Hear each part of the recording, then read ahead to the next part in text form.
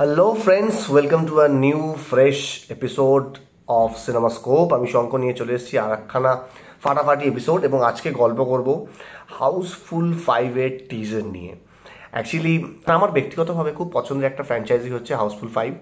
মানে মানে apart from Hera Pheri বা এই ধরনের কিছু কিছু বা গোলমালের মতো ফ্র্যাঞ্চাইজি ছাড়া যদি অন্য কোনো ফ্র্যাঞ্চাইজি খুব পছন্দের হতে পারে যেটা মোটামুটি দেখলে হাসতে হাসতে গড়িয়ে পড়া যায়, সেই রকম একটা ফ্র্যাঞ্চাইজি হচ্ছে হাউসফুল 5, মানে হাউসফুল ফ্র্যাঞ্চাইজি। এবার ঘটনা হচ্ছে হাউসফুলের পার্ট 1, পার্ট 2, পার্ট 3, পার্ট 4 বিভিন্ন ডিরেক্টর চেঞ্জ হয়েছে, এই বিষয়গুলো ঘটেছে, ক্যারেক্টার চেঞ্জ হয়েছে, নাহলে সব কিছু নিয়ে আলোচনা করব আজকের এই এপিসোডে অ্যাকচুয়ালি। তো আসি আমরা হাউসফুল 5-এর টিজার নিয়ে। প্রথমত টিজারটা দেখতে দুর্দান্ত লাগছে, জুন মাসে রিলিজ। মানে আমার ব্যক্তিগতভাবে যতক্ষণ টিজারটা চললো, এই মিনিট খানেকের থেকে একটুখানি হয়তো বেশি, আমি তাকিয়েছিলাম। আমি বড় স্ক্রিনে দেখেছি, ল্যাপটপে দেখেছি, মোবাইলে দেখেছি এবং অনেকবার দেখেছি, মানে 6-7 বার দেখেছি টিজার। দুর্দান্ত লেগেছে টিজার। এবং সব থেকে বড় কথা হচ্ছে যে ধরনের মিউজিক্যাল ট্রিটমেন্ট দেওয়া হয়েছে ছবিতে, আমার আমার খুব অ্যাপিলিং লেগেছে। মানে কিছুই না, দেখতে ভাল লাগছে। এবার ভেতরে ছবি কেমন হয় সেটা খুব স্বাভাবিকভাবে মানে জুন মাসেই জানা যাবে। আরও একটা বড়, একটা নয় অনেকগুলো বড় ফ্যাক্টর কাজ করছে হাউসফুল 5-এর জন্য। তার কারণ হচ্ছে তরুণ মনসুখানি, যে মোটামুটি দোস্তানায় যার দুর্দান্ত লেভেলের একটি হিট ছবি আর কি, যার আফটার দ্যাট তরুণ মনসুখানি মনে হয় সুশান্ত সিং রাজপুতকে নিয়ে নেটফ্লিক্সে একটা ওয়েব ফিল্ম করেছিল জ্যাকলিন ফার্নান্ডেজকে নিয়ে। তো ওই সব ছাড়া তারপরে কিন্তু বহু বছর পর ওনার একদম যেটা চেনা জনরা, এই কমেডি, এই ছবিটাকে অ্যাকচুয়ালি বলা হচ্ছে quote and quote killer comedy. তো যাই হোক না কেন, হরর কমেডি হোক বা কিলার কমেডি হোক, whatever the matter it is, এই পার্টিকুলার যে জনারটায় উনি কাজ করতে ভালোবাসেন বা যে জনারে উনি খুব মানে মানে কি বলবো, সহজভাবে ভাবতে পারেন যে জনরটাকে নিয়ে, সেটা হচ্ছে এই কমেডি জনরা। এবং এই জনরাতে কিন্তু তরুণ মনসুখানি আবার ফিরছেন।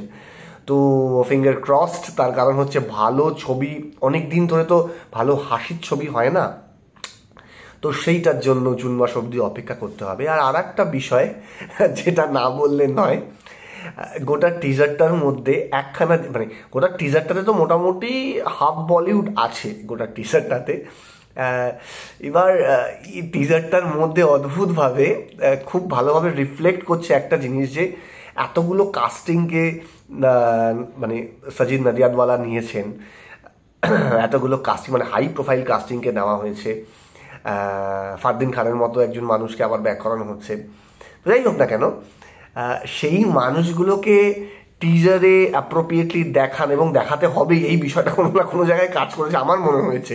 এবং সেটা কোনো জায়গায় গিয়ে খারাপ লাগেনি কিন্তু, মানে লাগছে, এবং জায়গাগুলো কিন্তু ক্যারেক্টার ওয়াইজ খুব অ্যাপিলিং লাগছে। এবং যে ধরনের মিউজিক ট্র্যাক ইউজ করা হয়েছে, লাল পরি অ্যান্ড অল, এই বিষয়টার উপরে যখন, এই ট্র্যাকের উপরে যখন ওই ক্যারেক্টারগুলো আস্তে আস্তে আস্তে আস্তে আসছে, বিষয়টা সত্যি খুব অ্যাপিলিং এবং এঙ্গেজিংও বটে। আর একটা বিষয়, সেটা হচ্ছে, এটা আমি কেন জানি না, মোটামুটি সমস্ত পার্টের হাউসফুল 1, 2, 3, 4 সমস্ত পার্টেরই ম্যাক্সিমাম কাস্টকে দেখা গেছে। শুধু আমার ব্যক্তিগতভাবে চোখে পড়েনি যাকে বা যাদের, দুজনকে, সেটা হচ্ছে পার্ট 2 প্রবাবলি হাউসফুল 2-এ জন এব্রাহাম, ফিমেলকে বাদ দিয়ে বলছি, ফিমেল কাস্ট বাদ দিয়ে বলছি, কারণ ফিমেল কাস্ট র্যান্ডামলি চেঞ্জ হয়েছে। আমি পার্টিকুলারলি মেল কাস্টের কথা বলছি। জন এব্রাহামকে দেখা গেল না, আর পসিবলি ববি দেওলকে এই টিজারটার মধ্যে দেখা গেল না। এবার জানি না তারা টিজারের মধ্যে আছে আর থাকবে কিনা। তার কারণ হচ্ছে বহু মাস আগে ইনফ্যাক্ট অক্ষয় কুমার বলুন বা সাজিদ নাদিয়াদওয়ালা বলুন বা অনেকে, ডিনো মোরিয়াও পোস্ট করেছিলেন তাদের একটা র্যাপ আপের একটা ছবি সিঁড়ির মধ্যে বসে। তো ওর ভেতরেও তেমনভাবে দেখা যায়নি, লক্ষ্য করা যায়নি। এবং জানি না, হতেও পারে এর ভেতরে একটা গেস্ট অ্যাপিয়ারেন্স থাকলেও থাকতে পারে।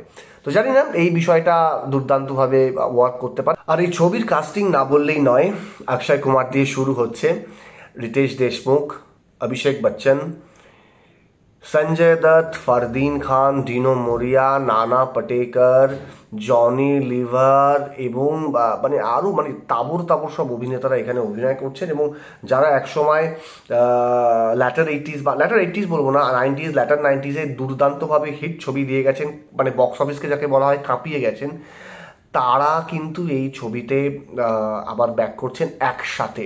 মানে ওয়েলকাম টু দ্য জঙ্গল যেমন রিলিজ হবে, হয়তো এই বছরই রিলিজ হওয়ার কথা ক্রিসমাসে, ওয়েলকাম টু দ্য জঙ্গলের কিন্তু আগে হাউসফুল 5-এ কিন্তু ঘর ভর্তি তারকারা একটা চুটিয়ে আনন্দ করে ছবি করেছেন, সেটা বোঝা যাচ্ছে টিজার দেখেই। আর এই ছবিতে দুটো চরিত্র এমন, ডিনো মোরিয়া এবং তার সঙ্গে ফারদিন খানকে কিন্তু আবার কামব্যাক করতে বড় ছবিতে দেখা যাচ্ছে, একটা বড় ফ্র্যাঞ্চাইজিতে দেখা যাচ্ছে। খেল খেল মে যদিও বা আমার ব্যক্তিগতভাবে খুব ভালো লেগেছিল ছবিটা খুব বেশি চলেনি, ছবিটা ভালো লাগেনি, কেননা জানি না অনেক মানুষেরই চেম্বার ড্রামা বা চেম্বার থ্রিলার অ্যান্ড অল, এই প্যাটার্নটা পছন্দ নাও হতে পারে, কিন্তু ব্যক্তিগতভাবে দুর্দান্ত একটি ছবি বসিয়ে মানে সিটে বসে দেখার মতো ছবি লেগেছিল। অক্ষয় কুমার, ফারদিন খান, এদের একসঙ্গে দেখা গিয়েছিল সেই ছবিটা, এবং তারপরে আবার হাউসফুল 5-এ কিন্তু দেখা যাচ্ছে। তো এই ছিল মোটামুটি টিজারের একটা রিয়াকশন হাউসফুল 5 নিয়ে। প্রচণ্ডভাবে আমি এক্সাইটেড হাউসফুল 5, কারণ হাউসফুল 5কে মানে আমি কিন্তু ব্যক্তিগতভাবে হলে দেখতে যাওয়া মানে এখন থেকেই ঠিক করে রেখেছি, ফার্স্ট শো না হলেও first day second third show যাবো। তো দেখা যাক কি হয়। এবং আর একটা বিষয়, যে পার্টিকুলারলি কিলারকে দেখানো হয়েছে টিজারের মধ্যে, অবশ্যই মুখোশ পরা, কিছুটা আমরা স্কুইড গেমস টাইপের ওই প্যাটার্নটা পাচ্ছি। যাই হোক, সেটা কপি ম্যান অল এই বিষয়ের মধ্যে যাচ্ছি না। তো ওই লোকটিকে সেটা দেখার জন্য চূড়ান্তভাবে ওয়েট করে আছি। তার কারণ হচ্ছে কোনো না কোনোভাবেই কিলার কমেডি জনরাটা খুব ইন্টারেস্টিং একটা জনরা। তো যাই হোক, আজকে এই পর্যন্তই আমাদের আড্ডা থাকবে। সিনেমাস্কোপের আরও ইন্টারেস্টিং এপিসোড দেখার জন্য অবশ্যই সাবস্ক্রাইব করে দিন সিনেমাস্কোপকে, যাতে আরও ভালো কিছু কন্টেন্ট আমি এবং আমার সাথে যারা আছেন তারা সবাই মিলে বানাতে পারি। অবশ্যই চোখ রাখুন সিনেমাস্কোপের পর্দায়। প্লিজ সাবস্ক্রাইব করে দিন, লাইক করে দিন এবং শেয়ার করে দিন সিনেমাস্কোপকে। টাটা।